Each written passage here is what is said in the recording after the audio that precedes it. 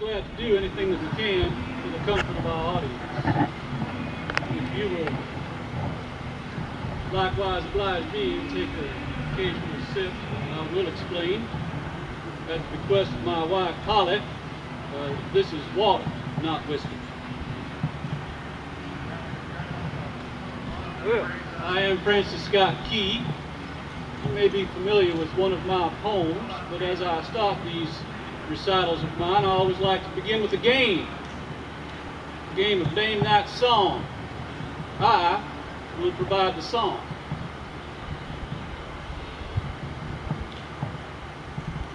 When the warrior returns from the battle afar, to the home and the country he nobly defended, oh, on me the welcome to glad in his ear, and loud be the joy that his perils are ended. In the full tide of song, let his fame roll along, to the feast flowing bourne, let us gratefully throng, where mixed with the olive the laurel shall wave, and form a bright wreath for the brows of the brave.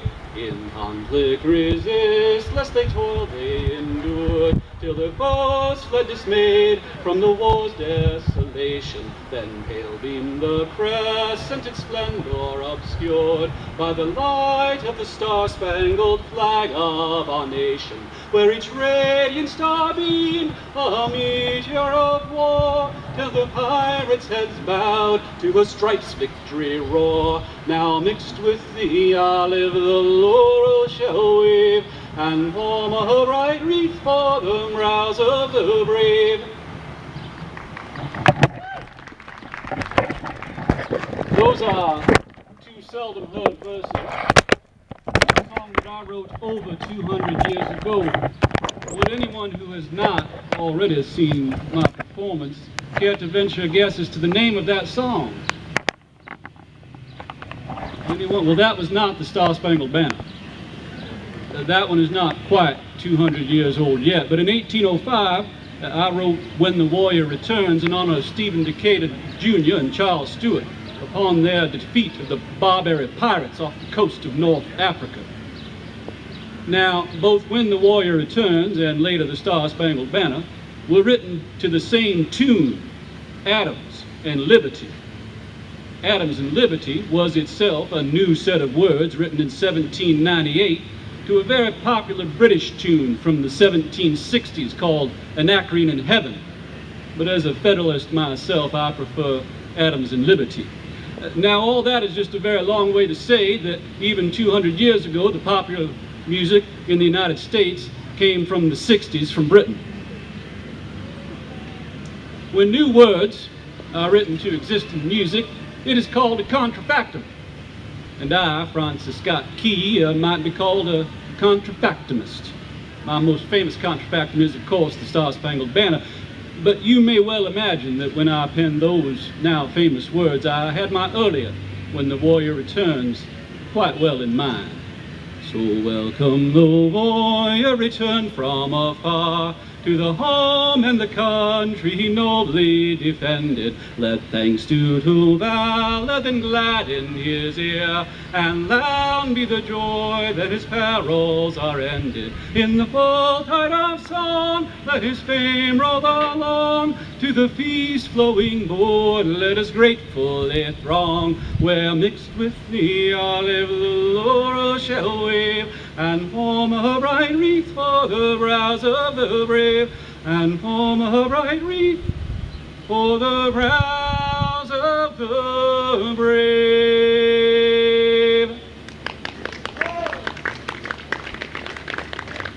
Thank you very much, General. Well, I am Francis Scott Key. When I wrote the Star-Spangled Banner in 1814, I was 35 years old. You can do the math. I was a Georgetown lawyer, the husband of Mary, who I called Polly, and father to our, eventually 11 children. All my life I loved writing poems. I'd write a poem for nearly any occasion, and And once I even quoted this, that if I could be allowed to make a nation's songs, I cared not who made its laws. Those are strong words indeed for a lawyer. Now, of course, as a Maryland gentleman and a lawyer in 1814, I did not perform my own work publicly as I am before you today, as if I were a member of the theater. But as lawyers are seemingly in overabundance these days, and there's a general lack of demand for gentlemen, I have taken to the stage. I find it much to my liking. I think I should give you some examples of my poetry and how they came up on the everyday occasions of life. See, one day I needed to send a text message to Mrs. Key. Now, a text message in my day was written on a piece of paper. You sent it along not with a smart pad, but with a smart lad called the pageboy. This particular day, I needed to let Mrs. Key know that some co-workers of mine would be joining us for dinner, but instead of writing her a rather boring and entirely practical note, I instead composed this note to Mrs. Key. Mrs. Key will hereby see that judges, 2 or 3, or and 1 or 2 more, so as to make exactly 4, will dine with her today. And as they cannot stay, 4 o'clock the hour must be for supper, and 6 for tea, and toast, and coffee. Thus saith her humble servant, F.S. Key.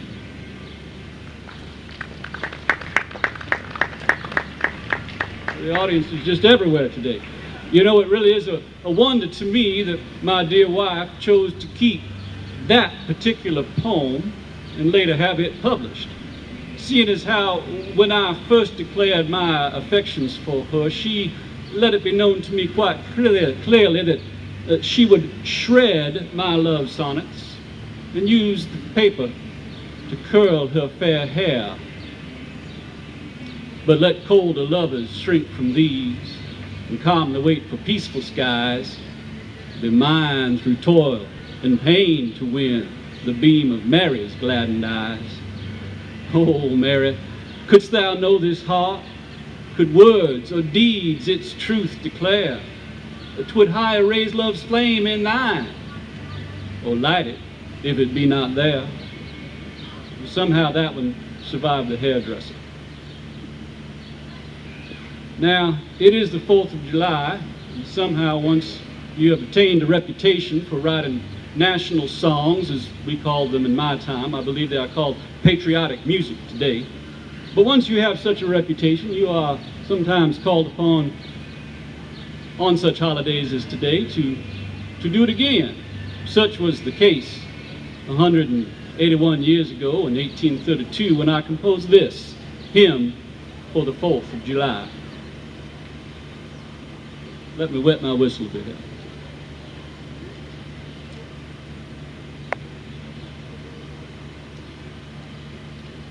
Before the Lord we bow, the God who reigns above and rules the world below, boundless in power and love.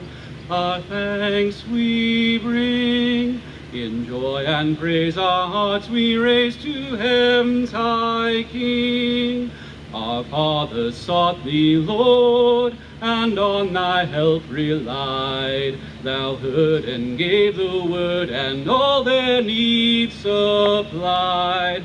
Led by thy hand, in victory they hailed a free and rescued land. Earth, hear thy Maker's voice, the great Redeemer own. Believe, obey, rejoice, and worship him alone.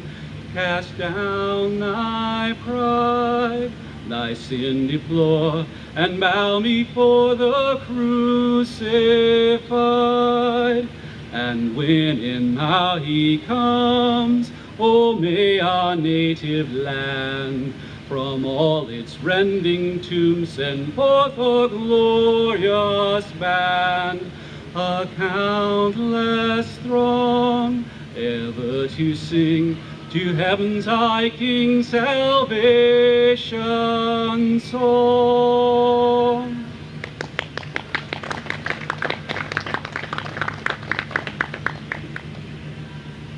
That is hymn for the 4th of July. And a happy Independence Day to all of you. As I said, at times my work was patriotic, at times practical. Such as this poem. My cousin Mary had kindly mended my tobacco pouch, and I was late in sending her a word of thanks. Now understand that in my day, we did not know that tobacco was bad for you. I am here to promote poetry, not tobacco usage. Neither am I here to promote switching or any other form of violence towards those who are not good at sewing. I merely exaggerate to praise the excellent sewing of my cousin. Those disclaimers made, I was late in texting Mary a word of thanks. Late, perhaps because I was composing this to my cousin Mary for mending my tobacco pouch. My conscience has given me several twitches for not having thanked my fair coz for her stitches. The pouch that contains the best part of my riches she has made safe and sound by her excellent stitches. And whenever I take it from waistcoat or breeches, I enjoy my quiz and admire her stitches. She has sent me a note, all in rhyme, also which is still more to be praised than these praiseworthy stitches. I sometimes have seen few and far between stitches, the stitches of which should be thrown into ditches. For no one needs care where such vile things he pitches, and nothing's more vile than such stitchers and stitches. Such stitchers were taught in a time of scarce switches, or they ne'er would have stitched such detestable stitches. For this saying, I'm told, a sort of distich is among the most eminent teachers of stitches. That experience proves few and far between switches will always produce few and far between stitches. But my sweet cousin's skill so much me bewitches, I must give her a sonnet in praise of her stitches.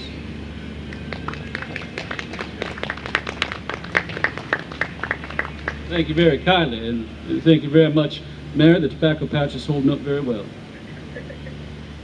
Well, now, one of my poems is quite famous today, and I'm very honored that it has been recognized and elevated to the status of the anthem of our great nation. But I was not a good enough poet in my day to make a living at it. I was a lawyer. Now, as a lawyer, I would often prepare a petition of habeas corpus so that a prisoner could appear before a judge to find out if they would remain in jail or go free. So I present to you my habeas corpus. Now, we have discussed contrafactum, new words being set to exist in music. What is hard for people to understand these days is that the music I chose was always the most popular music of my time. To illustrate, I have set this 200-year-old poem to a style of music which I understand to be quite popular today. Since this is old words set to new music, it is the opposite of contrafactum. It is an factricon. Now, I am not well versed in performing today's styles of music, but for the purpose of education and the sake of the children, I will do my best. So without further ado, I present to you my petition for habeas corpus for a horse. Well, a female horse, a mare. You see, this was a rather frivolous habeas corpus. To the Honorable Judge James Sewell Morser, one of the judges of the county of Washington. May it please your honor to hear the petition of a poor mare in a miserable condition who has come this cold night, and begging that your honor will consider her case and take pity upon her. There's a mare in despair, and her case is an instance of a fairly well groomed, now in need of assistance her master has turned her out in the street, where the stones are too cold to lay down on her eat. Entertainment for horses she sees everywhere, but alas, as it seems, there is none for a mare. She has wandered about, cold, hungry, and weary, and she can't even get in the penitentiary, for the watchmen all swear it is more than they dare, or Mr. Eads either to put the mayor there. Mayor there. You see the watchman and the jailer, they thought it was the mayor of the city, but it wasn't. It was a female horse, a mare, not mayor, a mayor. Thank you. May it please your honor to hear the petition of a poor old Mary in a miserable condition, who has come this cold night to beg that your honor will consider her case and take pity upon her. So she went to a lawyer to know just what to do, and she was told that she must come and plead her case before you, that you an injunction or haycall would grant. And if that means hay in Cornwall, it is just what she wants, and such other relief to grant as your honor may think neat, such as chopped straw or oats for an old man to eat. With a trough full of these and a rack full of hay, your petitioner will ever as in duty bound pray. Your petitioner therefore prays that your honor will not fail to send her to her stable and her master to jail. May it please your honor to hear the petition of a poor old mare in a miserable condition this night, and beg that your honor will consider her case and take pity upon her. Thank you kindly. That is the Factor petition for a habeas corpus. I'm often asked. The horse did quite well, thank you. Well, thank you for the very, very flattering notice you have been pleased to take of me. I never have forgotten, never should forget, that I'm a citizen of the country whose citizens are now assembled on an occasion so gratifying to my feelings. What I feel now in accepting the invitation with which I have been honored, I should not attempt to express. Excuse me.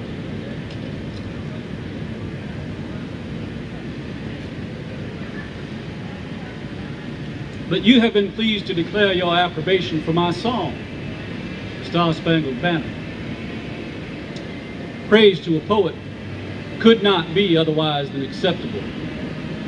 But it is peculiarly gratifying to me to know that in obeying the impulse of my own feelings, I have awakened yours. That song I know came from the heart.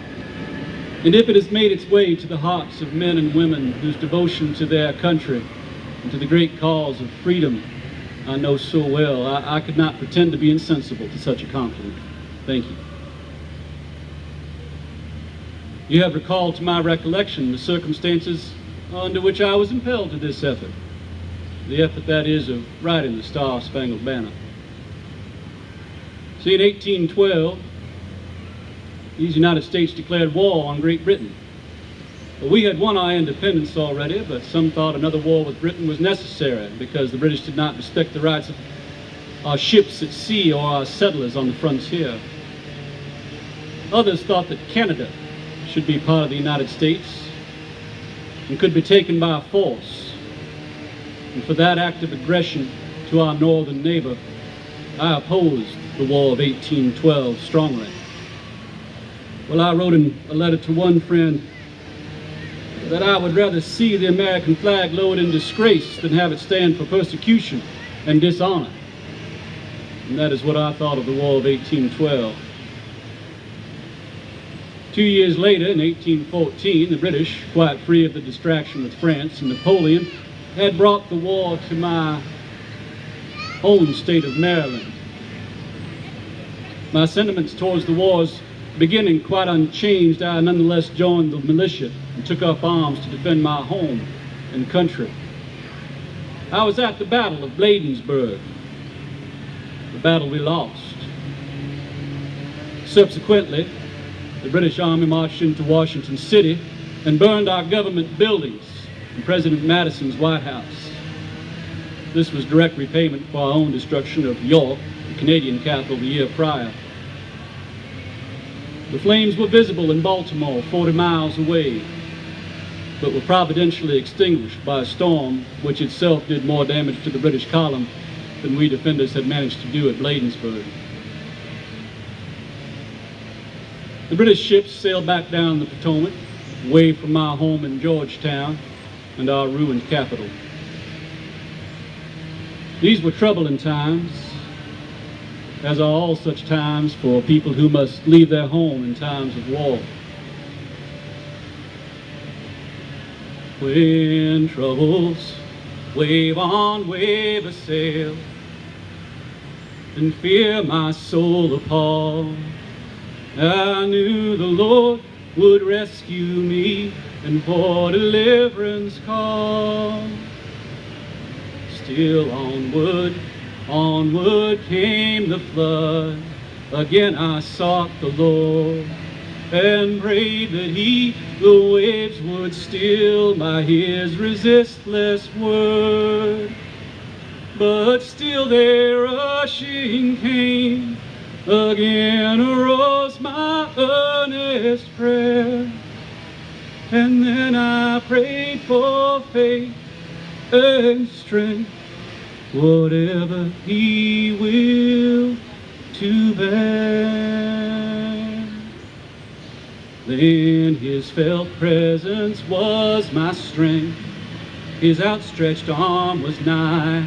My head He raised, my heart He cheered. Fear not, He said, 'tis I.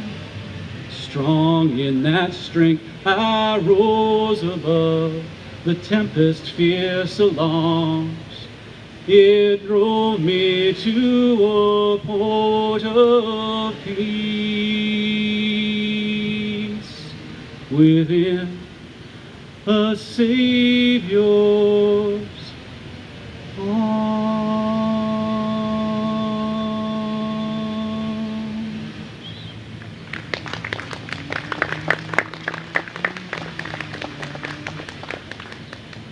Such were the events of August 1814. But in September of the same year, we learned that a good friend of Dr. William Bean's had been taken prisoner by the British as they retreated from Washington City. Worse, Dr. Beans was not being treated as a United States citizen and as a prisoner of war, but as an Englishman himself, and therefore a traitor to the crown. We were not certain that the elderly Dr. Beans would survive a voyage to Halifax, and we were certain he would not survive a hanging. Therefore, I sought and found President Madison and requested his permission to intercede on behalf of Dr. Beans. He immediately dispatched myself and Mr. John Skinner in a United States vessel under a flag of truce from Baltimore Harbor to find the British fleet on Chesapeake Bay, where Dr. Beans was believed to be held. I wrote of these events to my friend John Randolph. You will be surprised to hear that I have spent 11 days in the British fleet. I went with the flag of truce to endeavor to save poor old Dr. Beans a voyage to Halifax, an endeavor in which we fortunately succeeded. However, I was informed that neither I nor anyone else in my party would be permitted to leave their fleet for some days. They detained us until after their attack on Baltimore. And you may imagine what a state of anxiety I endured. Baltimore. Sometimes when I remembered that it was there that news of this abominable war was received with public rejoicing, I could not feel a hope that they would escape. You see, Baltimore was very much in favor of the war and very much against the British. Therefore, the British Army and Navy wanted to use its destruction to teach we Americans a lesson in humility. As I said, I opposed the War of 1812. I believe that our declaration was immoral, unjust, that we were wrong. Because I believe that, I also believe that the defeats we had suffered in 2 years' war were allowed by God as a discipline, a just punishment. That's why I wrote to my friend, whether this gentle paternal chastisement we have been suffering will be sufficient for us is yet to be seen. I have my fears. But while I thought it fair for Providence to favor my country's enemy in our unjust war, I had no desire to see the suffering continue. That's why I also wrote of Baltimore's many faithful whose piety lessens that lump of wickedness. To make my feelings more acute, the Admiral had intimated his fears that Baltimore must be burned, and I was sure that if taken it would have been given to plunder. I have reason to believe that such a promise was given to their soldiers. Baltimore was filled with women and children. The British fleet reached the Patapsco River and preparations were made for landing their troops. The Admiral went forward in order that he might be able to superintend in person the attack by water on Fort McHenry, guarding Baltimore Harbor. I and Mr. Skinner were then sent on board our own vessel with the guard of British Marines to prevent us from landing. We were permitted to take Dr. Beans with us, and we thought ourselves fortunate in being anchored in a position which enables us to see distinctly the flag of Fort McHenry from the deck of the vessel. I saw the flag of our country waving over a city, the pride and state of my strength of my native state, a city devoted to plunder and desolation by its assailants. I walked the ship's deck, surrounded by a hostile fleet, detained as a prisoner.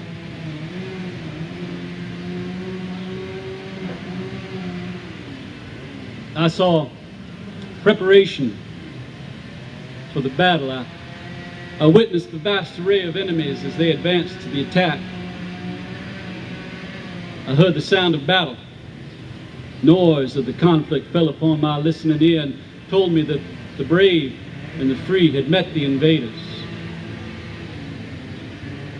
Mr. Skinner and I remained on deck during the night, watching every shell from the moment it was fired until it fell, waiting with breathless interest to hear if an explosion followed. You see, while the bombardment continued, it was sufficient proof that the American fort had not surrendered. But suddenly, sometime before morning, it all ceased. And as we had no communication with any of the enemy's ships, we did not know if the American fort had surrendered or the British attack upon it had been called off. We paced the deck for the residue of the night in painful suspense, waiting with intense anxiety for morning and checking our watches every few moments to see how long we must wait for it. And as soon as it dawned, before it was light enough to see objects at a distance, our glasses were out and turned to the fort, not knowing if we would see there the Star-Spangled Banner or the flag of the enemy. I do believe it is the custom in our country to stand for this next song.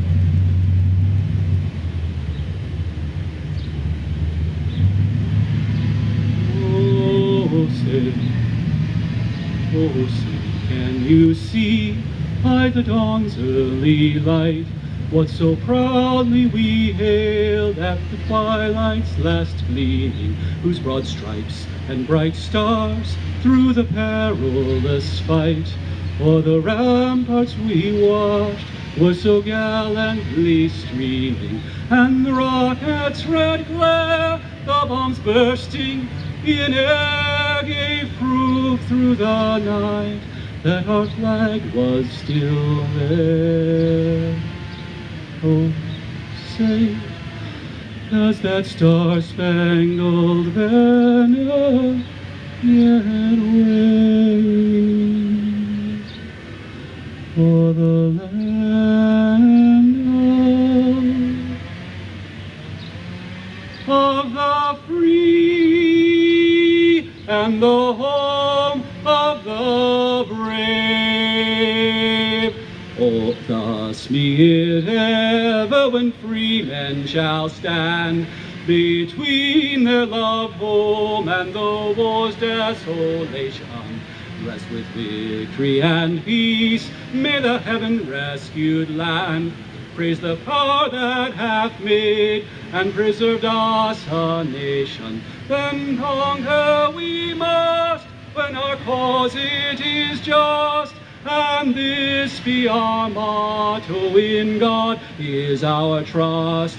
And the star-spangled banner in triumph shall wave o'er the land of the free and the home of the brave.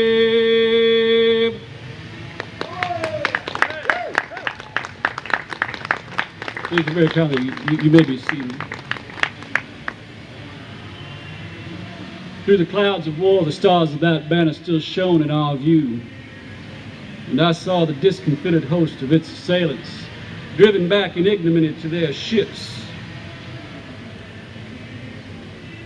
At that moment of deliverance and joyful triumph, my heart spoke this question: does not such a country and such defenders of their country deserve a song? With it came an inspiration not to be resisted, and though it had been a hanging matter to make a song, I must have made it. I began to write it on the back of a letter I had in my pocket. Showed it to Judge Nicholson upon our return to Baltimore. He had it printed up as a broadside, distributed around Baltimore. I believe it to have been favorably received by the public there. But let the praise, if any be due, be given not to me, who only did what I could not help but doing. Let the praise go not to the author, but to the inspirers of the song, the defenders of the Star-Spangled Banner. As for me, I hope I shall never cease to feel the warmest gratitude when I think of this most merciful deliverance. It seems to have given me a higher idea of the forbearance, long-suffering, and tender mercy of God than I have ever before conceived. You see, I believe we deserve to lose the Battle of Baltimore, but the just and fair God might allow it. Instead, I found myself rejoicing in a victory most graciously given. And I saw in Baltimore's deliverance a grand example of the mercy of God for me. He who withholds the sentence of almighty condemnation I deserve and gives instead all I want: pardon, peace, and holiness. I never have forgotten, never should forget that deliverance. I went on to write many songs and poems and letters about it. I think just one of which I should share in closing with you today. For it is another 4th of July song from 1833, 180 years ago today. It is titled Sunday School Celebration, but I did not write it for a Sunday school to celebrate.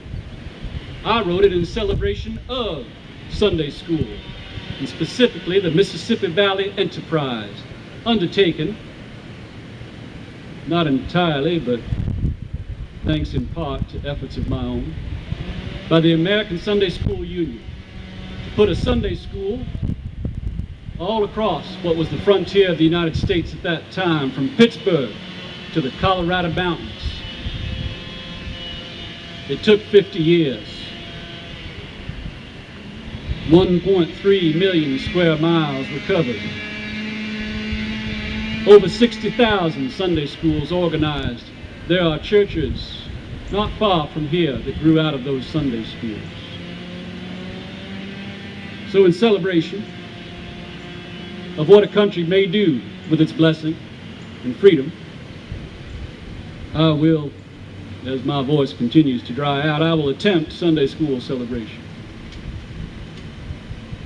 Let me retrieve my letter here. I wrote that letter a long time ago. I'd hate to lose it.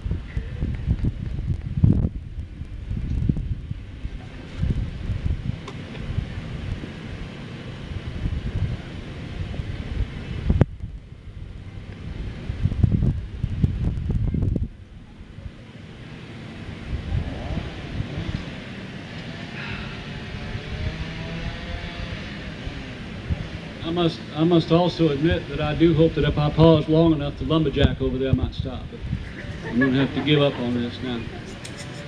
I should explain that I have been working on learning the guitar, and I think in another 100 years or so, I might be ready to accompany myself on it. This tune, I may slip into a bit of an Irish brogue. That is because it is Celtic music, and it is also necessary in the rhyming of the words shine and join. You see, that didn't rhyme, but if I say it's shine and jine, well, then you get a rhyme out of it, you see. That comes late in the song. Be paying attention for that. Roll on, thou glad earth tide, our places are gleaming with light from on high, and the new risen ray on thy far distant mountains, and lone Isles is beaming, and the nations awaken and hail the brightened day. Roll on in thy path till the radiance increasing, its noonday effulgence around thee shall fling, and thy people all join in hosannas unceasing to hail their Creator, Redeemer, and King. Sing all ye nations, sing all ye nations, the arm of the Lord is revealed in its power, revealed in its power, fulfilling his word.